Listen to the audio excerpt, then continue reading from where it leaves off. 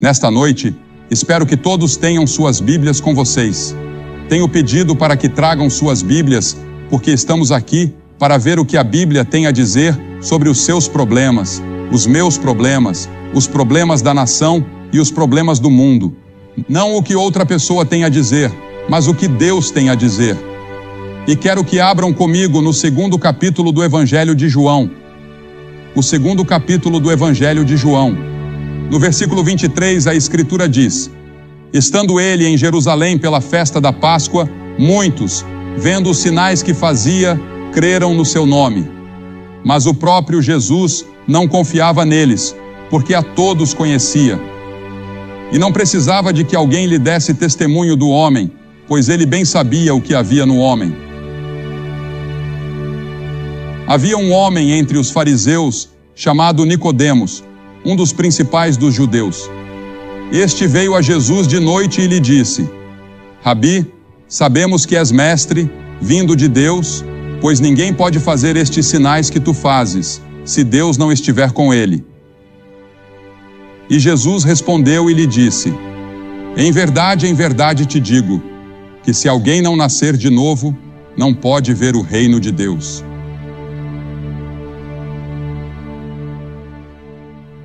Eu me lembro do primeiro dia em que fui à escola. Eu estava com muito medo. Naqueles dias, precisávamos caminhar para a escola cerca de 2 ou 3 quilômetros e voltar caminhando de tarde, depois que a escola acabava. E minha mãe tinha preparado um pequeno lanche para eu comer na hora do recreio. Ninguém me disse que haveria 2 intervalos. Então tivemos um intervalo, por volta das 10 ou 10h30, para sairmos e nos alongarmos um pouco. E então, eu comi meu lanche muito rapidamente naquele momento. Bem, quando o horário do almoço chegou, às 12h30, eu não tinha mais nada para comer.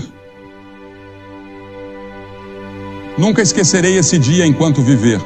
Em outra ocasião, eu entrei no ônibus pelo lado errado, ou de alguma forma me confundi. Isso foi 4 anos depois. O diretor saiu e me puxou pela orelha. Acho que uma parte dela ainda está faltando. Mas há algum tempo, Bill Hybels disse em um de seus sermões que tantas mudanças estão acontecendo rapidamente que nem percebemos o quanto isso nos afeta. Ele disse que vivemos em uma era de sobrecarga de informação. Você e eu temos acesso a mais informações, dados, fatos, notícias e conhecimento do que qualquer pessoa na história. E a quantidade de informação no mundo está dobrando a cada 5 anos. Recebemos informações através de revistas e jornais e dizem que esquecemos até 80% em 24 horas. E praticamente tudo será esquecido quando alcançarmos a eternidade.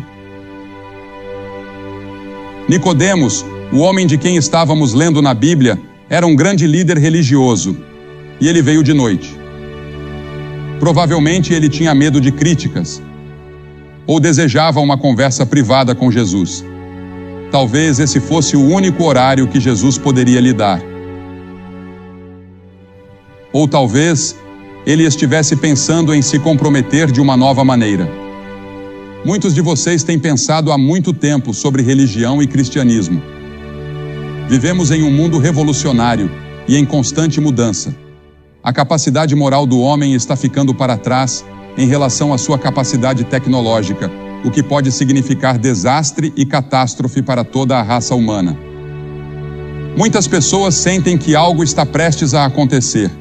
Hoje, recebo mais perguntas sobre o fim do mundo do que em todo o resto do meu ministério reunido. As pessoas olham para o nosso mundo com toda a criminalidade e as manchetes gritando sobre assassinatos, e vemos a depravação moral em grande parte do nosso entretenimento. E nos perguntamos: estamos nos aproximando do fim? Estamos vivendo nos dias de Noé, como Jesus previu que viria um dia? Ouvi falar de um bêbado em Londres. Ele estava debaixo de um poste de luz, procurando sua carteira que tinha perdido. Alguém passou e perguntou: você a perdeu aqui? Ele respondeu: não, foi cerca de meia quadra atrás. Então por que não procura lá? Não há luzes lá, ele disse. Buscar é importante. Buscar propósito e significado é muito importante. Você tem propósito e significado na sua vida? Eu já contei várias vezes sobre o menino de 10 anos que foi até sua mãe e perguntou: Mãe, como eu nasci? E ela respondeu: A cegonha trouxe você. Então ele foi até sua avó e perguntou: Vovó, como você nasceu? Ela disse: A cegonha me trouxe. Ele perguntou: E como minha mãe nasceu? Bem, a cegonha trouxe ela também.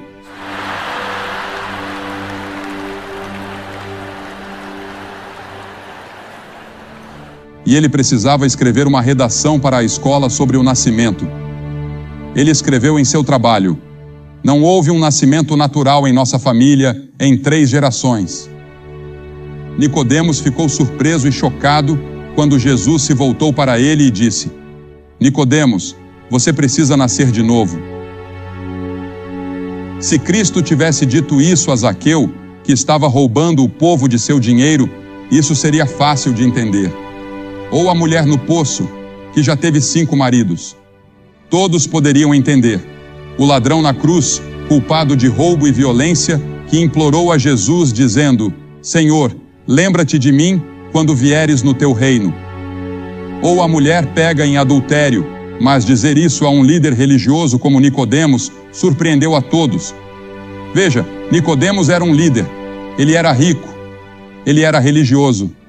E mesmo assim, estava buscando a realidade, e é por isso que estava ali. Ele queria um preenchimento para a sua vida, algo que ele não havia encontrado em toda a sua religião. Deixe-me contar o quão religioso Nicodemos era. E vamos ver como você se compara. Ele jejuava 2 dias por semana. Passava 2 horas todos os dias em oração. Dava o dízimo de toda a sua renda. Era professor de teologia. Dedicava-se intensamente à sua religião. Mas Jesus disse: Nicodemos, tudo isso não é suficiente. Você precisa nascer de novo. Por que Jesus disse isso? Jesus podia ver seu coração. Ele podia ver que Nicodemos tinha toda essa experiência religiosa exterior. Ele tinha todas as tradições da religião, como no musical Um Violinista no Telhado. Tradição, tradição, tradição, é o que ele dizia. E temos tradições em nossa igreja e em todas as igrejas. Temos tradições e nos apegamos a elas. Mas tudo isso não é suficiente. Jesus disse: Você precisa ter uma experiência pessoal com Deus. Você precisa me conhecer como seu Senhor e Salvador pessoalmente. Você não pode depender das suas tradições. Você não pode depender da sua família. Jesus disse a Nicodemos: Nicodemos, toda a sua religião não é suficiente. Por quê? O menininho apontou para isso quando disse: Acho que eu simplesmente nasci errado. Sim, a Bíblia diz: Em pecado me concebeu minha mãe. Eu nasci na iniquidade, o que causa mentira, engano, ódio, preconceito, ganância, injustiça, egoísmo, crueldade, tensões raciais. O que causa isso? O que causa a perversão? Jesus disse: o coração. Ele disse: mas o que sai da boca procede do coração e contamina a pessoa. Está em nossos corações. Nascemos com essa tendência para o pecado. E conforme envelhecemos, fazemos escolhas para pecar. Então nos tornamos pecadores por escolha. E depois nos tornamos pecadores por prática. Praticamos esse pecado. É uma doença pior que o câncer, pior que a AIDS. E o mundo inteiro está infectado. Você pode viver até os 70, 80, 90 ou 100 anos de idade. Mas seu espírito, sua alma, essa parte de você que viverá para sempre, seja no céu ou no inferno, essa parte está morta. Morta para Deus. E é pecaminosa. E é por isso que você precisa de perdão. É por isso que você precisa que Deus venha e o justifique. Você sabia que nesta noite, antes de sair daqui, você pode ser justificado diante de Deus como se nunca tivesse cometido um pecado? É disso que se trata a cruz. É disso que se trata a ressurreição. É disso que se trata o sangue de Cristo. Jesus veio para se entregar a você porque Ele o ama. E quando Ele morreu naquela cruz, Deus colocou todos os nossos pecados sobre Ele. Ele se tornou culpado de assassinato, de mentira, de adultério, de ganância. Todos os pecados que você e eu temos foram colocados sobre Ele. Ele fez isso voluntariamente porque Ele ama você. Deus ama você. Há muitas palavras usadas no Novo Testamento para pecado. Não vou tentar usá-las todas. Uma delas é desviar-se de um caminho reto. Todos nós, como ovelhas, nos desviamos. Isaías disse: todos nós nos desviamos, cada um para o seu próprio caminho.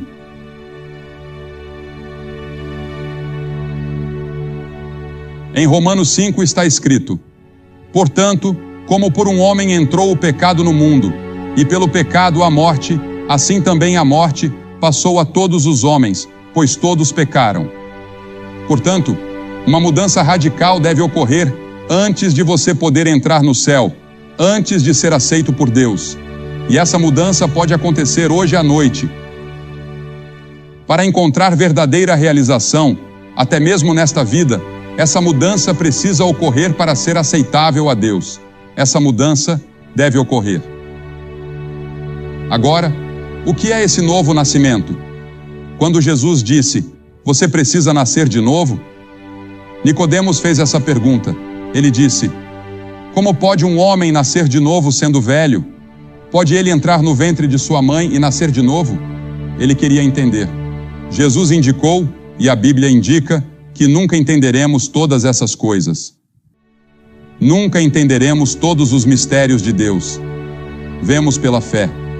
Nicodemos só conseguia ver o físico e o material, enquanto Jesus falava do espiritual. Quando Jesus disse: você precisa nascer de novo, Ele não quis dizer que você vai herdar isso. Você não herda a salvação de seu pai ou de sua mãe. A Escritura diz em João 1:12: os quais não nasceram do sangue, nem da vontade da carne, nem da vontade do homem, mas de Deus. Eu poderia nascer em uma garagem, mas isso não me faz um automóvel. Você pode nascer em um lar cristão, mas isso não faz de você um cristão. Tem que haver um momento na sua vida em que você toma sua própria decisão e faz sua própria escolha.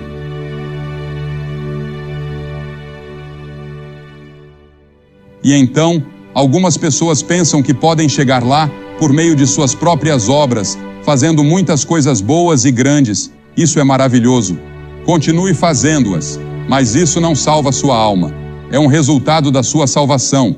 Em Tito 3:5 está escrito: não por obras de justiça que tenhamos feito, mas segundo a sua misericórdia, Ele nos salvou. Você é salvo pela graça de Deus. Agora, graça significa favor imerecido. Graça significa algo que você não merece. Você não pode trabalhar por isso. Você não pode pagar por isso. É um presente de Deus. Você já recebeu esse presente? Você recebe esse presente pela fé e ele vem ao seu coração e transforma você. E você nasce de novo. Veja, o homem pecou em um ambiente perfeito. Nós tínhamos tudo. Adão e Eva tinham tudo. Eles nem precisavam de forças policiais, nem precisavam de governo, não precisavam de nada porque tinham tudo. Mas se rebelaram contra Deus. Pecaram contra Deus, e isso foi passado de geração em geração, até chegar a você e a mim, até que todos nós somos pecadores. Nascer de novo significa ser nascido na família de Deus. Em Ezequiel está escrito: também vos darei um novo coração e porei dentro de vós um novo espírito. Em Romanos, Paulo fala sobre isso como estar vivo dentre os mortos. Em 2 Coríntios, ele chama isso de ser uma nova criação. As coisas velhas passaram, eis que tudo se fez novo. Isso já aconteceu com você? Pedro disse que nos tornamos participantes da natureza divina. Que maravilhoso é se tornar participante da própria natureza de Deus.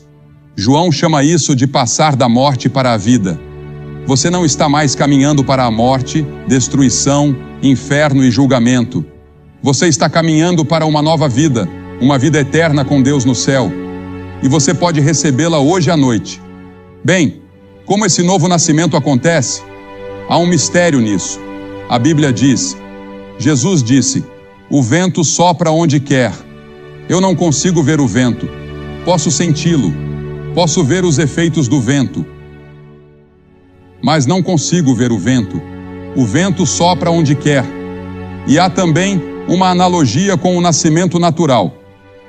Há a concepção, apenas alguns segundos quando o espermatozoide e o óvulo se unem. Depois, há a gestação, que dura 9 meses, e então o nascimento acontece. E o trabalho de parto pode durar alguns minutos, ou talvez alguns dias. Como isso se torna uma analogia para o novo nascimento? Bem, há a recepção da palavra de Deus. Isso é a concepção.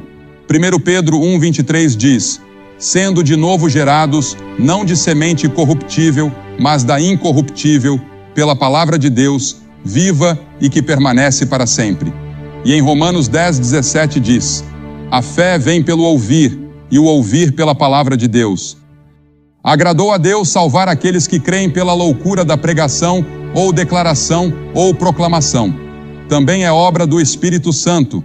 A Bíblia ensina que o Espírito Santo nos convence de nossos pecados. Você não pode vir a Cristo, a menos que o Espírito Santo o convença e o atraia. João 16 diz, e quando ele vier, convencerá o mundo do pecado, da justiça e do juízo. Ele usará as orações de uma mãe. Ele usará uma experiência trágica. Ele usará o sermão de um pastor. Ele usará um folheto ou algo que você tenha lido na Bíblia. O Espírito Santo dá nova vida. A Bíblia ensina que estamos mortos em pecado, mas Ele vos deu vida, estando vós mortos em ofensas e pecados. O homem precisa de nova vida, e essa nova vida é trazida pelo Espírito Santo. Esse é o novo nascimento. E isso pode acontecer com você nesta noite. Você pode sair daqui renascido e começar a vida de novo com Jesus Cristo, nascido do alto. Além disso, a Bíblia ensina que quando você recebe Cristo, o Espírito Santo vem habitar em você. Ele habita convosco e estará em vós. A Escritura diz, não sabeis vós que o vosso corpo é o templo do Espírito Santo e que o Espírito de Deus habita em vós? Ele lhe dá um novo poder, pois recebereis poder ao descer sobre vós o Espírito Santo. Esse poder pode vir de Deus a partir de hoje, começando nesta noite. Li sobre uma mulher que tentou fazer o teste de motorista pela 38ª vez e falhou na Inglaterra. Talvez você tenha tentado quase tantas vezes na religião, mas ainda não encontrou. Você ainda está procurando, ainda está se perguntando, ainda está incerto sobre o futuro, não tem certeza absoluta. Você foi batizado e confirmado, talvez. E você esteve na igreja. Ou talvez seja um líder na igreja. Mas algo está faltando. Ainda há um vazio aí. Ainda há uma busca aí. Ainda há uma incerteza aí. Estou pedindo a você nesta noite que entregue o controle ao Espírito Santo para guiar e dirigir sua vida. Você pode fazer isso hoje à noite. E eu vou pedir que faça isso.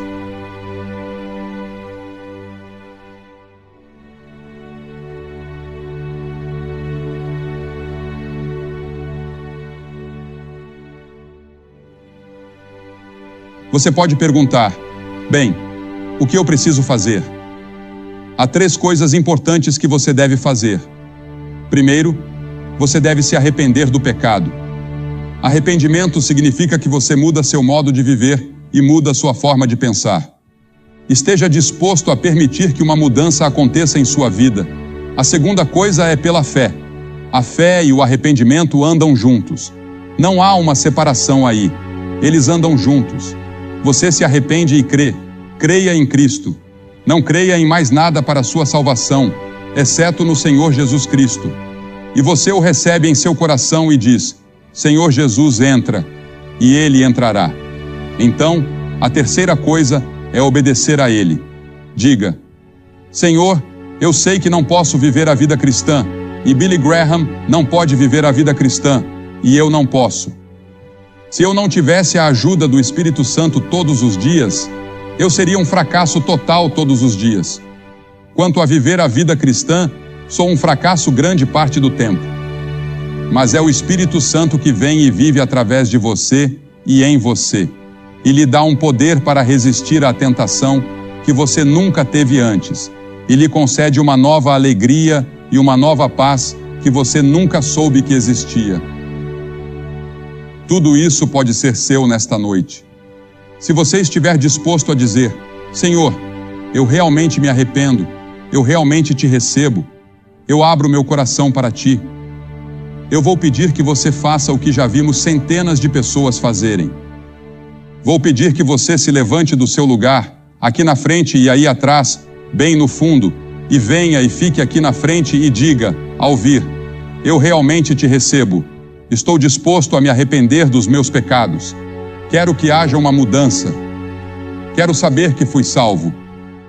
Não tenho certeza de onde estou agora, mas quero saber. Levante-se e venha. Vamos esperar por você. E vou pedir que as pessoas estejam em oração por aqueles que estão tomando esses compromissos agora. E peço que ninguém saia. Este é o momento sagrado do serviço. Muito calmamente, deixem que as pessoas venham, aquelas para quem Deus está falando.